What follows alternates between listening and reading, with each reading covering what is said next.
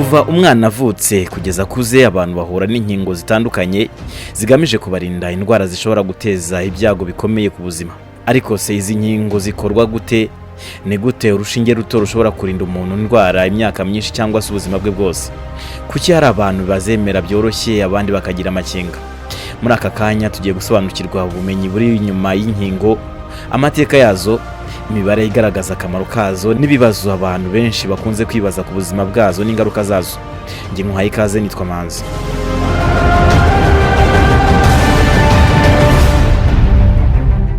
Inkingo ni imwe mu ntwaro zikomeye kurusha izindi zose zigeze kuvumburwa mu mateka y'ubuvuzi. Zafashije isi kugabanya cyane indwara zari zarahindutse icyorezo mu bihe byashize, ndetse zirokora ubuzima bwa miliyoni nyinshi z'abantu. Iyo umuntu avutse umubiri we uba utariga neza uburyo bwo kurwanya indwara nyinshi, cyane cyane ziterwa na virusi cyangwa se bagiteri. Niyo mpamvu abahanga mu by'ubuzima bashyizeho gahunda y'inkingo ihabwa abantu kuva bakiri bato kugira ngo wige kurwanya izo ndwara mbere y'uko zihura nazo mu buzima busanzwe. Iyo umwana avutse umubiri we utangira guhura n'ibintu byinshi bishya byo mu bidukikije, ariko inkingo zifasha kumwigisha hakiri kare uburyo bwo kwirinda indwara zimwe na zimwe zishobora kumuhitana cyangwa se zikamugiraho ingaruka zikomeye mu buzima bwe bwose.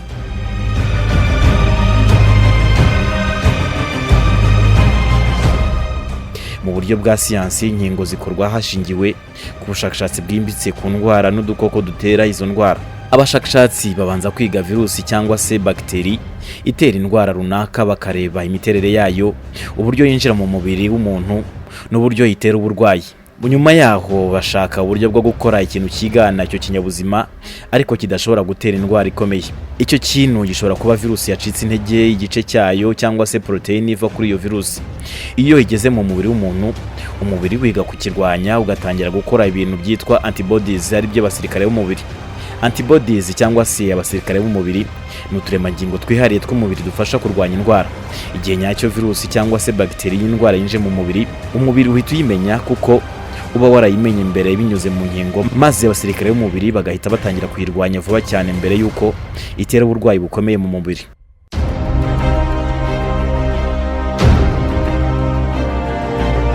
Mu mateka y'inkingo hari ibintu byinshi byahinduye ubuzima bw'abantu ku isi. Mu kinyejana cya 18, umushakashatsi witwaga Edward Jenner niwe wavumbuye inkingo bwa mbere irwanya indwara ya smallpox cyangwa se ubushita bw'inkende. Mbere y'icyo gihe, smallpox cyangwa se ubushita bw'inkende bwari indwara yicaga abantu benshi cyane ku isi. Amateka agaragaza ko mu kinyejana cya 20 gusa ubushita bw'inkende bwahitanye abantu barenga miliyoni 300. Ariko kubera gahunda mpuzamahanga y'inkingo, iyi ndwara yararanduwe burundu ku isi mu mwaka w'1980. Ibintu byatangajwe n'ishami ry'umuryango w'abibumbye ryita ku buzima WHO nk'imwe mu ntsinzi zikomeye mu mateka y'ubuvuzi.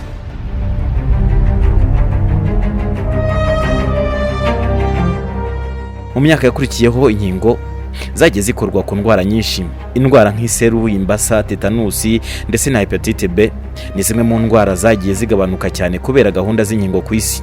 Ubushakashatsi bwerekana ko buri mwaka inkingo zifasha gukumira impfu z'abana bari hagati ya miliyoni 3.5 kugeza kuri miliyoni 5 ku isi. Ibi bivuze ko buri munsi abantu ibihumbi byinshi babaho kubera ko bafashe inkingo cyangwa se bahawe inkingo bakiri bato. Ku rwego rw'isi, gahunda y'inkingo izwi nka Expanded Program on Immunization yashyizweho mu 1974 igamije gutuma abana bose ku isi babona inkingo z'ibanze. Kuva icyo gihe kugeza ubu, imibare igaragaza ko abantu barenga miliyoni 154 bamaze kurokorwa n'izi nkingo. Muri abo, abarenga miliyoni 100 bari abana bato bari munsi y'imyaka 5.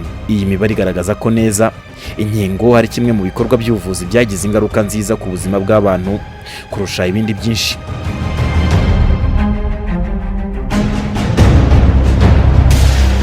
Iyo urukingo rwinje mu mubiri, habaho igikorwa cyihariye cyitwa immune response.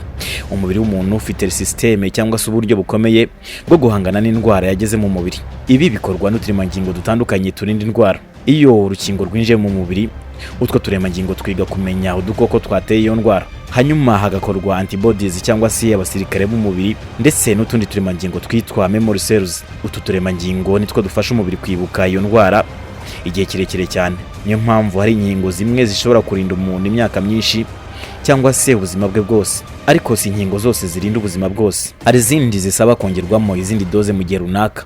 ibyo bita boost doses. Izi doze zigafatwa nk'izikangura za nkingo zo mu mubiri. Urugero, urukingo rwa tetanusi rusaba kongerwamo doze nyuma y'imyaka runaka kugira ngo ubudahangarwa bukomeze kuba bukomeye.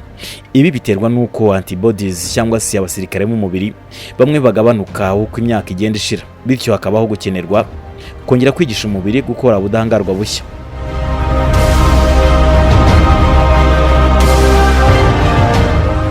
Uko ikoranabuhanga rigenda ritera imbere, uburyo bwo gukora inkingo nabwo burahinduka.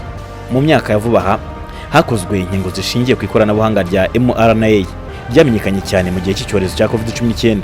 Izi nkingo ntizishyira virusi mu mubiri w'umuntu, ahubwo zishyiramo ubutumwa bukoreshejwe genetics indangasano, hakabaho kwigisha umubiri gukora proteine isa n'iya virusi, bityo umubiri ukayimenya ugahita wiga kuyirwanya. Iri koranabuhanga ryatumye bishoboka gukora inkingo mu gihe gito cyane ugereranyije n'uburyo bwa kera bwahozeho.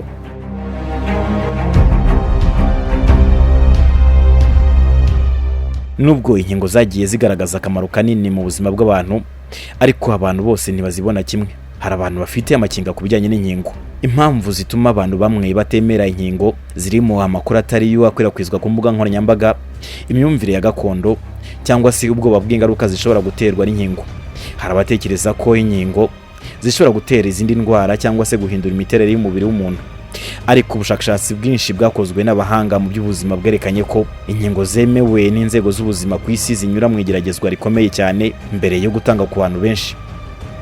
Mbere y'uko inkingo zitangira gukoreshwa ku rwego rw'isi, zibanza kunyura mu byiciro byinshi by'igeragezwa byitwa clinical trials. Mu cyiciro cya mbere, igeragezwa rikorwa ku bantu bake cyane kugira ngo harebwe niba inkingo zifite umutekano uhagije. Mu cyiciro cya kabiri, igerageza rikorerwa ku bantu benshi kugira ngo harebwe niba zitera ubudahangarwa bwifuzwa.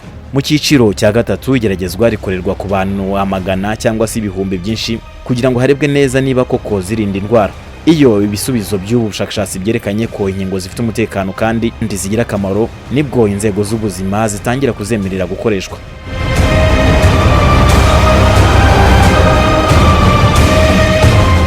Imibare yerekana ko mu bihugu byinshi ku isi abarenga 85% by'abana bahabwa inkingo z'ibanze mbere y'imyaka 2. Ariko nanone haracyari ikibazo cy'abana bagera kuri miliyoni 14 ku isi badahabwa doze n'imwe y'inkingo. Aba bana bakunze kuba mu turere dufite ubukene bukabije, intambara cyangwa se serivisi z'ubuzima zidahagije.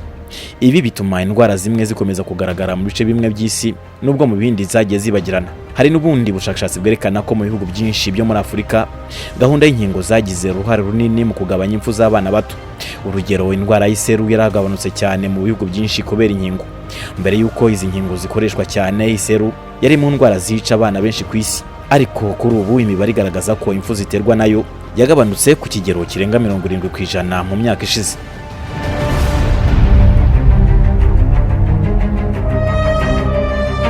Ikindi kintu abantu bakunda kwibaza ni ingaruka z'inkingo.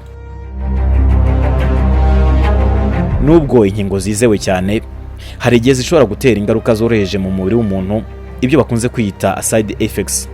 Izo ngaruka harimo kuba umuntu ashobora kuba yababara igihe bamutera urushinge, kugira umuriro mwinshi cyane, kumva umubiri we uremereye cyane cyane ahantu bamutera urushinge mu masaha make cyangwa se iminsi mike. Ariko ibi ni ibisanzwe kandi bigaragaza ko umubiri uri gukora immune response cyangwa se kubaka ubudahangarwa.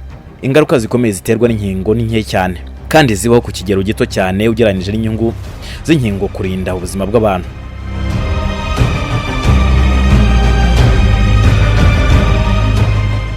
Abahanga mu by'ubuzima bavuga ko kimwe mu bintu by'ingenzi bituma inkingo zigira akamaro ari igitekerezo cyitwa herd immunity. Herd immunity ni kwa kundi usanga abantu mu gace runaka cyangwa se mu gihugu runaka baba bafite ubudahangarwa. Ibi bibaho iyo abantu benshi mu muryango cyangwa se mu gihugu runaka bafite ubudahangarwa ku ndwara runaka, bigatuma virusi itanduza abantu benshi. Iyo ibi bibaye n'abantu batarabonye inkingo, nabo baba barinzwe ku buryo runaka kubera ko indwara itabona aho ikwirakwira.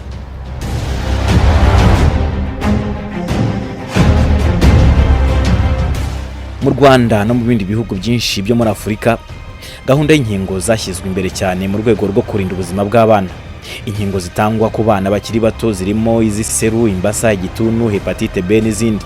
Abahanga mu by'ubuzima bavuga ko gufata inkingo ku gihe ari imwe mu nzira zizewe zo kurinda abana indwara zikomeye zishobora kubahitana.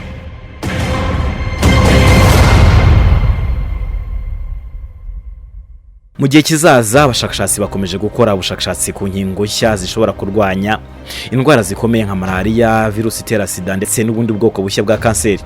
Hari icyizere ko ikoranabuhanga rigezweho nka mRNA rizafasha gukora inkingo nyinshi zishobora kurinda indwara zitari zifite inkingo mbere.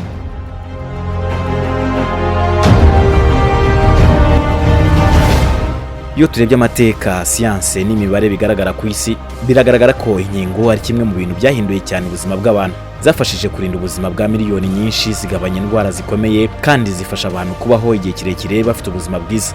Nubwo hakiri impaka n'amakenga ku bantu bamwe na bamwe, ubushakashatsi bwa siyansi bukomeje kugaragaza ko inkingo ari imwe mu ntwaro zikomeye kurinda ubuzima bw'abantu no kurwanya indwara ku isi.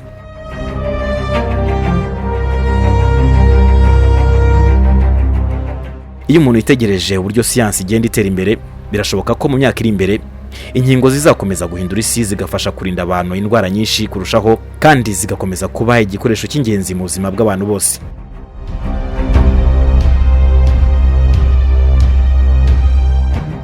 Ndagushimiye cyane.